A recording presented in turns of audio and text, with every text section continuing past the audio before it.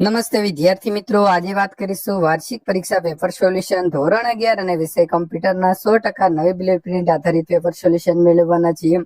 એ પહેલા ચેનલની અંદર પ્રથમ વખત આવ્યા છો તો મિત્રો ચેનલને ખાસ સબસ્ક્રાઇબ કરી લેવી, જેથી તમને આ પ્રકારના પેપર સોલ્યુશન સૌથી પહેલા મળી રહે. વિદ્યાર્થી મિત્રો, શાળા વિકાસ સંકુલ આયોજિત જે પરીક્ષા છે તેમાં 50 ગુણનો વાર્ષિક પરીક્ષાનું આદર્શ પેપર સોલ્યુશન કરી રહ્યા છીએ. 1 કલાકનો સમય મળશે. પ્રશ્ન નંબર 1, મલ્ટીમીડિયાને કયા ઘટકના સમૂહ તરીકે વ્યાખ્યાત કરી શકાય છે? તો આપેલા તમામ આવશે. નંબર 2, સ્વાદિત ઘટકો ઉપર ક્લિક કરી રજૂઆતનો પ્રવાહ ઉપયોગકર્તાની પસંદગી મુજબ બદલવા માટે કોનો ઉપયોગ કરવામાં આવે છે? તો સી, એ અને બી બંને. નંબર 3, ટાઈમ્સ, સેન્ચુરી, બુકમાર્ક વગેરે નીચેનામાંથી કયા પ્રકારના ફોન્ટના ઉદાહરણ છે? તો આવશે સેરિફ એટલે કે સી.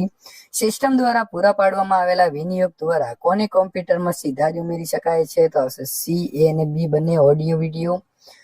ઓથરિંગ ટૂલ કયા ઘટકની ગોઠવણ માટેનું મહત્વનું માળખું પૂરું પાડે છે? તો આપેલા તમામ. લખાણ અને ચિત્રો, ઓડિયો અને વિડીયો અને એનિમેશન.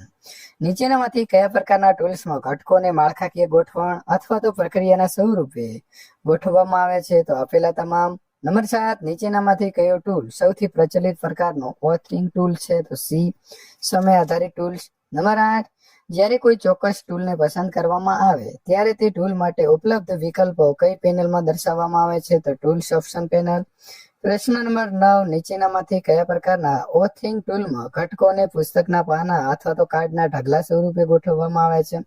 તો આપેલા તમામ. પ્રશ્ન નંબર 10, નીચેના પૈકી કયો શબ્દ ઓબ્જેક્ટને અમુક સમયાંતરે દર્શાવવાના બાબતને રજૂ કરે છે? તો ફ્રેમ. નંબર 11, નીચેનામાંથી કયા સિદ્ધાંતના ઉપયોગ દ્વારા એનિમેશનનું 2 વાર સર્જન કરી શકાય છે? તો સી, ડુપ્લિકેટ કી ફ્રેમ સિદ્ધાંત.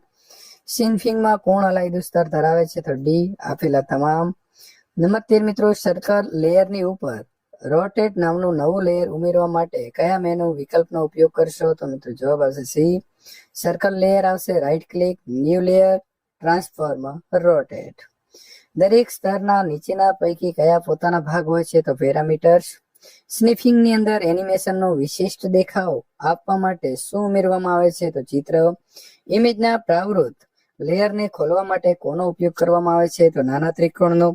નંબર 17, માસ્કિંગનો ઉપયોગ કરીને કોઈ પણ ભાગને કયા પ્રકારની અસર આપી શકાય છે? તો સી, બંને આવશે મિત્રો, એટલે કે એ અને બી બંને.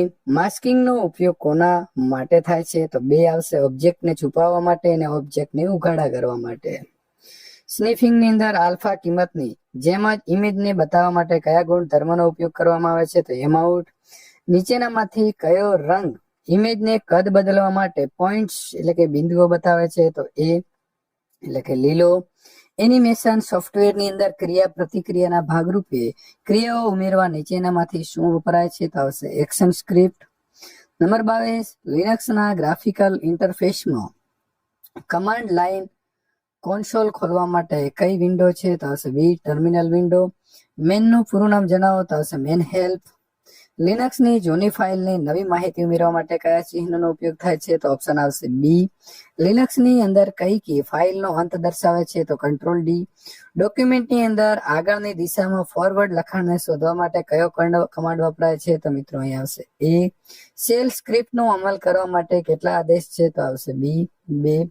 નીચેનામાંથી કયું ચિહ્ન શેલ સ્ક્રિપ્ટની ચલમાંથી કિંમત મેળવવાની સૂચના આપે છે? તો મિત્રો અહીં આવશે સી.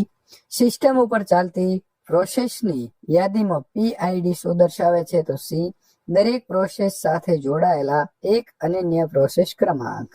શેલ સ્ક્રિપ્ટની અંદર આવેલું ફંક્શન શું પરત કરે છે? તો સ્ટેટ કોડ. શેલ સ્ક્રિપ્ટના આવેલા નાના વિભાગ જે છે તેને શું કહે છે? તો ડી, ફાઇલ.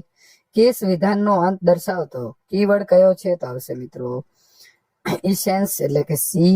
નીચેનામાંથી કઈ ટેકનોલોજીના આગમન અને ફેલાવા સાથે તમામ માહિતીનો જે છે તે સંગ્રહ અને સંચાલન ઇલેક્ટ્રોનિક સ્વરૂપે થાય છે? તો ડિજિટલ. ડેટાબેઝ બનાવવા માટેનું બીજું પગલું કયું છે? તો ડી, એન્ટિટી માટેના એન્ટ્રીબ્યુટ ફિલ્ડ નક્કી કરવા. નંબર 35, રો કાચી હકીકત અથવા તો આંકડાઓ કઈ પદાવલી માટે વપરાય છે? તો સી, ડેટા. જે database management system relation model ઉપર આધારિત હોય તેને શું કહે છે? તો મિત્રો RDBSM. યોગ્ય સમયે સાચી માહિતી મેળવવા માટે શું બનાવવું પડે છે? તો ડેટાબેઝ. નંબર 38, નીચેનામાંથી કયા મેનુ ટેબલને ડેટા શીટ વ્યૂમાં જોવા મળે છે? તો આપેલા તમામ નિરર્થક ડેટામાં કોઈ પણ ફેરફાર એ ડેટાબેઝમાં બહુવિધ સ્થળોએ ફેરફાર જરૂરી બનાવે છે. નંબર 40, ટેબલ વચ્ચે સૌથી સામાન્ય પ્રકારનો સંબંધ કયો છે? તો એકથી અનેક. નંબર 41, કોઈ ટેબલનો એક ચોક્કસ રેકોર્ડ ડેટાબેઝના સંબંધિત ટેબલના અનેક રેકોર્ડ સાથે સંકળાયેલો હોય તો તેને કયા પ્રકારનો સંબંધ કહે છે? તો એકથી અનેક. નંબર 42, ક્વેરીની મદદથી ઉપયોગ કરતા ડેટાબેઝમાંથી માહિતી કેવી રીતે મેળવી શકાય છે? તો આપેલા તમામ. નંબર 43, ડેટાબેઝના ટેબલ કે કોષ્ટક ઉપર વિવિધ ક્રિયાઓ કરવા કોનો ઉપયોગ કરી શકાય છે? તો ટેબલ વિઝાર્ડ મિત્રો વ્યૂ. નંબર 44, ડેટા દાખલ કરવા માટે અને ડેટામાં સુધારા વધારા કરવા માટેના ફ્રન્ટ એન્ડને શું કહે છે? તો ફોરમ. નીચેનામાંથી કોનો ઉપયોગ કરીને ફોર્મ બનાવી શકાય છે? તો ટેબલ અને ક્વેરી. નંબર 46, એક કરતા વધુ ટેબલના ફિલ્ડનો ઉપયોગ કરીને અહેવાલ તૈયાર કરવા માટે કોનો ઉપયોગ કરવામાં આવે છે? તો સી ક્વેરી. રિપોર્ટ વિઝાર્ડ નો છઠ્ઠું પગથિયું કયું છે? તો આવશે ગ્રુપિંગ. આ યુગની અંદર મહાન શોધ કઈ થઈ? તો સી. એ અને બી બંને આવશે. સ્માર્ટફોન અને ટેબ્લેટ્સ. 49, નીચેનામાંથી કયો વિકલ્પ મોબાઈલ ઓપરેટિંગ સિસ્ટમનું ઉદાહરણ દર્શાવે છે? તો આવશે એ એન્ડ્રોઈડ, iOS, સિમ્બિયન. વિદ્યાર્થી મિત્રો, પ્રશ્ન નંબર 50, આરફીડનો જે ટેગ છે કયા સ્વરૂપે હોઈ શકે છે? તો સી સાચો જવાબ છે. સક્રિય એટલે કે એક્ટિવ અને નિષ્ક્રિય એટલે કે પેસિવ. તો વિદ્યાર્થી મિત્રો, આ પ્રકારે સંપૂર્ણ પેપર સોલ્યુશન બીજા વિષયના મેળવવા માટે અહીં આપેલી એન્ડ સ્ક્રીન ઉપર ક્લિક કરીને મેળવી શકશો.